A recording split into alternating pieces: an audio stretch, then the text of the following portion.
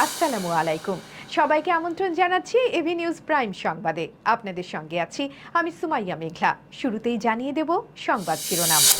Milestone tragedy এখনো কাটেনি। Burn ইনস্টিটিউটে ভর্তি আছে ৩৬ জন। নির্বাচনের আগে সব অবৈধ অস্ত্র উদ্ধার হবে, স্বরাষ্ট্র উপদেষ্টার ঘোষণা। ঘুষের পরিমাণে ভয়ঙ্কর পরিবর্তন, ব্যবসায়ীদের জন্য বড় সতর্কতা। ইসরায়েলে ইয়েমেনের ক্ষেপণাস্ত্র আক্রমণ, হুথি বিদ্রোহীদের ব্যাপক আক্রমণ। ইরানে ভয়ঙ্কর গ্রেনেড হামলা, রাজ্য ভবনে তাণ্ডব, নিহত ৮। এশিয়া কাপে নতুন সূচির ঘোষণা, মহাযজ্ঞের অপেক্ষায় ক্রিকেট প্রেমীরা। দর্শক, এতক্ষণ শুনছিলেন শিরোনাম, এখন বিস্তারিত। অন্ধকারের গ্লানি এখনো কাটেনি মাইলস্টোন ট্র্যাজেডি। শনিবার দুপুরে জাতীয় বার্ন ও প্লাস্টিক সার্জারি ইনস্টিটিউটে এক সংবাদ সম্মেলনে জানানো হয়েছে, এই ভয়ঙ্কর ট্র্যাজেডির জ্বলন্ত ক্ষত এখনো শুকোতে পারেনি। এই দুর্ঘটনায় আহত ৩৬ জনের মধ্যে ২ শিশুকে আজ হাসপাতাল থেকে মুক্তি দেওয়া হচ্ছে। সার্জারি ইনস্টিটিউটের ভারপ্রাপ্ত পরিচালক জানিয়েছেন, গত ২৪ ঘণ্টায় আরও ২ জন চিকিৎসাধীন অবস্থায় মারা গেছেন। এই শোকের সময় তারা আশাবাদী শিগগিরই আরও বেশ কয়েকজনের সুস্থতা ফিরে আসবে। আজকে ২ শিশুকে হাসপাতাল থেকে ছেড়ে দেওয়া হয়েছে। তিনি আরও বলেছেন, আগামী সপ্তাহে আরও ১০ জনকে ছেড়ে দেওয়ার পরিকল্পনা রয়েছে। চিকিৎসকদের মনোযোগ এখনও ক্ষতিগ্রস্ত রোগীদের দিকে। ৪ জন আশঙ্কাজনক অবস্থায় রয়েছেন এবং ৯ জনের অবস্থা গুরুতর। সেই সঙ্গে বিদেশি চিকিৎসকদের সমন্বয়ে একটি মেডিকেল বোর্ড গঠন করা হয়েছে, যাতে দ্রুত ও সর্বোৎসাহী চিকিৎসা কার্যক্রম চালানো যায়। আপনারা জানেন যে গতকালকে আমাদের যে অবস্থান ছিল তার থেকে আমরা কিছুটা দুঃসংবাদ আমাদের জন্য, যে 2টা রোগীকে আমরা আজকে হারিয়েছি। একজনকে সকাল 9টায় আর একজনকে 10টার দিকে।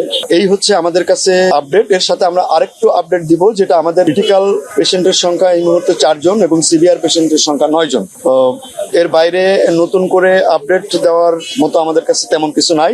আইসিইউতে আছে আমাদের 4 জন রোগী, 9 জন হচ্ছে সিভিয়ার ক্যাটাগরি, মানে একটু রাদার একটু বেটার। আমরা বলি যে ক্রিটিক্যাল যেগুলো, সেগুলোর ব্যাপারে আমরা প্রতি মুহূর্তেই আমরা যে কোনো নিউজ পাওয়ার জন্য রেডি থাকি। আমরা সবসময় তাদের ব্যাপারে আগামী নির্বাচনের উত্তেজনাপূর্ণ পরিবেশে নিরাপত্তা নিশ্চিত করতে কঠোর মনোভাব দেখিয়েছেন স্বরাষ্ট্র উপদেষ্টা লেফটেন্যান্ট জেনারেল অবসরপ্রাপ্ত মোহাম্মদ জাহাঙ্গীর আলম চৌধুরী। তিনি জানিয়েছেন, দেশের সব অবৈধ অস্ত্র দ্রুত সময়ের মধ্যে উদ্ধার করবে আইনশৃঙ্খলা বাহিনী।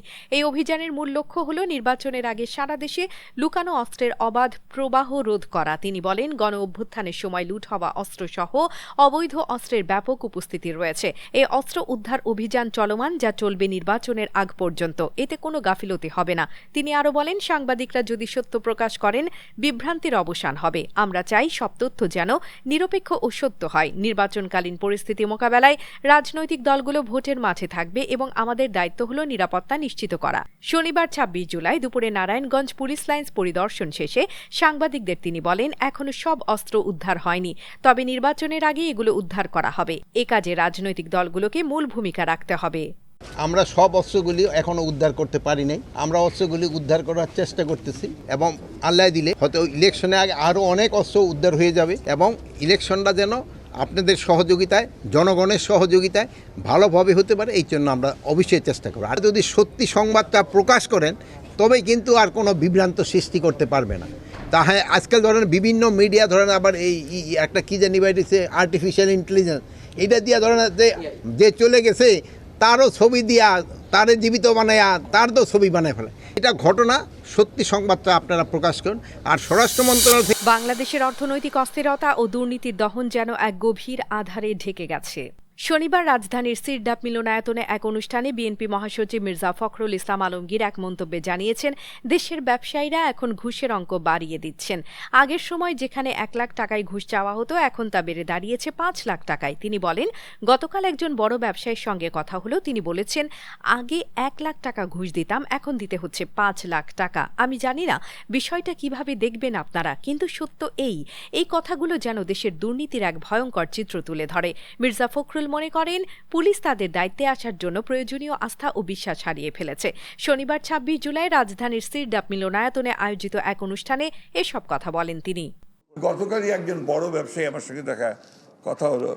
তিনি বলছিলেন যে আগে ঘুষ দিতাম ১ লাখ টাকা, এখন দিই ৫ লাখ টাকা। পুলিশের কোনো পরিবর্তনই হয়নি, বরঞ্চ তারা আরো সুযোগ নিয়ে, যে একবার বলে যে মিলিটারির কাছে যাও, আরেকবার বলে যে কোর্টে যাও, এভাবে পুলিশ তার দায়িত্ব এড়িয়ে যাওয়ার চেষ্টা করছে। ইসরায়েলের সন্ধ্যার অন্ধকারে এক নতুন উত্তেজনা। ইয়েমেনের হুথি বিদ্রোহীরা ইসরায়েলের দক্ষিণাঞ্চলে লক্ষ্য করে ক্ষেপণাস্ত্র নিক্ষেপ করেছে।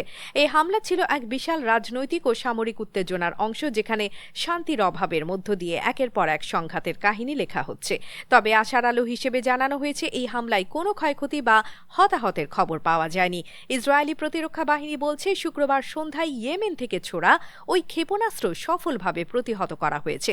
ইসরায়েলের বিমান বাহিনী দ্রুত কার্যক্রম চালিয়ে ক্ষেপণাস্ত্রটি ভূপাতিত করে। একই সঙ্গে স্থানীয় জরুরি সেবা সংস্থা ম্যাগেন ডেভিড অ্যাডাম নিশ্চিত করেছে, এই আক্রমণে কোনো লক্ষ্যবস্তুতে আঘাত হানা হয়নি এবং হতাহতের কোনো খবর নেই। গাজার শাসক গোষ্ঠী হামাসের সঙ্গে সংহত হয়ে ফিলিস্তিনিদের সমর্থনে এই হামলার দাবি করে আসছে হুথিরা। তবে অধিকাংশ ক্ষেপণাস্ত্র ও ড্রোনই ইসরায়েলি প্রতিরক্ষা বাহিনীর দ্বারা ধ্বংস বা লক্ষ্যে পৌঁছানোর আগেই ভূপাতিত হয়েছে।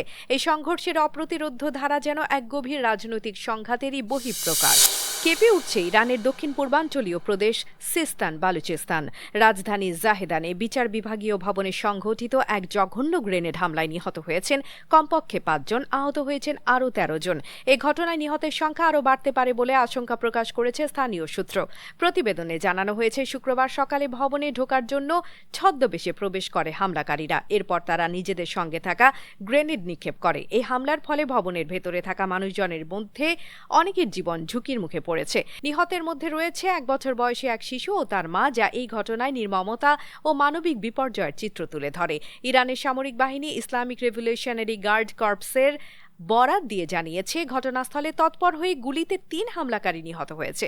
এদিকে পুলিশ জানিয়েছে, হামলার জন্য দায়ী জৈশ আল আদি নামে পাকিস্তান ভিত্তিক একটি গোষ্ঠী এই হামলার দায় স্বীকার করেছে। এই গোষ্ঠীটির মূল লক্ষ্য হল বেলুচিস্তান ও এর প্রতিবেশী এলাকাগুলোর স্বাধীনতা সংগ্রাম চালানো।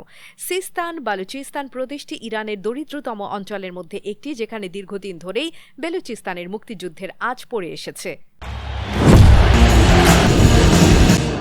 অবশেষে দীর্ঘ প্রত্যাশার অবসান ঘটেছে। ঢাকার অঙ্গনে সম্প্রতি অনুষ্ঠিত এশিয়ান ক্রিকেট কাউন্সিলের বার্ষিক সাধারণ সভায় গোপন আলোচনাগুলোর পর অবশেষে আসন্ন এশিয়া কাপের সূচি ও ভেন্যুর চূড়ান্ত ঘোষণা দিয়েছেন সংস্থার সভাপতি মহসিন নাকভি। এই ঘোষণা যেন ক্রিকেট প্রেমীদের মনে এক নতুন আশার আলো জ্বালিয়েছে। আগামী 9 সেপ্টেম্বর থেকে শুরু হবে এই মহাযজ্ঞের আনুষ্ঠানিকতা, যা চলবে 28 সেপ্টেম্বর পর্যন্ত। সংযুক্ত আরব আমিরাতের মাটিতে অনুষ্ঠিত হবে এই মর্যাদাপূর্ণ টুর্নামেন্ট, যেখানে প্রতিদ্বন্দ্বিতা হবে 8টি শক্তিশালী দলের মধ্যে। ফাইনাল ম্যাচটি অনুষ্ঠিত হবে 28 সেপ্টেম্বর। নাকভি এক্সে জানিয়েছেন, আমি আনন্দের সঙ্গে নিশ্চিত করছি যে এশিয়ান ক্রিকেট কাউন্সিলের এই মহোৎসবের অংশগ্রহণের জন্য আগ্রহী সব দল প্রস্তুত। এই টুর্নামেন্টের মাধ্যমে আমরা ক্রিকেটের জন্য নতুন এক অধ্যায়ের সূচনা করতে চলেছি।